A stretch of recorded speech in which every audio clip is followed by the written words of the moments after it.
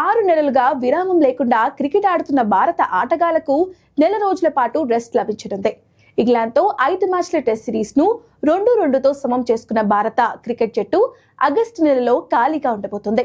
Champions trophy, ఆ తర్వాత సుదీర్ఘ ఐపీఎల్, ఇంగ్లాండ్తో 5 మ్యాచ్ల టెస్ట్ సిరీస్ ఆడి అలసిపోయిన మన ఆటగాళ్లకు ఎట్టకేలకు భారీ గ్యాప్ లభించింది. సెప్టెంబర్లో జరగనున్న ఏషియా కప్ లో టీమిండియా మళ్లీ క్రికెట్ బాట పట్టనుంది. T20 ఫార్మాట్ లో జరగనున్న ఈ మెగా టోర్నీ సెప్టెంబర్ 9 నుంచి సెప్టెంబర్ 28 వరకు జరుగుతుంది. 2023లో జరిగిన ఎడిషన్ లో రోహిత్ శర్మ కెప్టెన్సీలో టైటిల్ నెగ్గిన ఇండియా డిఫెండింగ్ ఛాంపియన్ గా బరిలోకి దిగనుంది.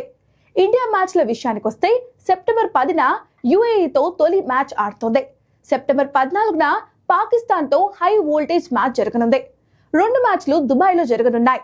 సెప్టెంబర్ 19న అబుదాబిలో ఒమాన్ తో గ్రూప్ దశలో భారత్ చివరి మ్యాచ్ ఆడనుంది. వన్డేల విషయానికొస్తే భారత జట్టు అక్టోబర్లో ఆస్ట్రేలియాకు వెళ్లనుంది. అక్టోబర్ 19 నుంచి ప్రారంభం కానున్న ఈ టూర్లో 3 వన్డేలు ఆడనుంది. ఈ సిరీస్ లో విరాట్ కోహ్లీ, రోహిత్ శర్మ, బూమ్రా ఆడనున్నారు. ఆగస్టు నెలలో శ్రీలంకతో వన్డే సిరీస్ ప్లాన్ చేసినా అది వర్కౌట్ అయ్యేలా కనిపించడం లేదు. ఇక టెస్ట్ సిరీస్ విషయానికొస్తే 2025లో వెస్టిండీస్ తో అక్టోబర్లో భారత జట్టు 2 మ్యాచ్ల టెస్ట్ సిరీస్ ఆడనుంది. ఇంగ్లాండ్తో టెస్ట్ సిరీస్ ను సమం చేసిన టీమిండియా వరల్డ్ టెస్ట్ ఛాంపియన్షిప్ లో 3వ స్థానానికి దూసుకెళ్లింది.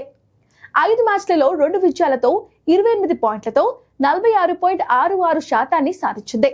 స్వదేశంలో ఈ సిరీస్ టీమిండియా గెలవడం దాదాపు ఖాయం. అదే జరిగితే వరల్డ్ టెస్ట్ ఛాంపియన్షిప్ లో 2వ స్థానానికి ఎగబాకుతోంది.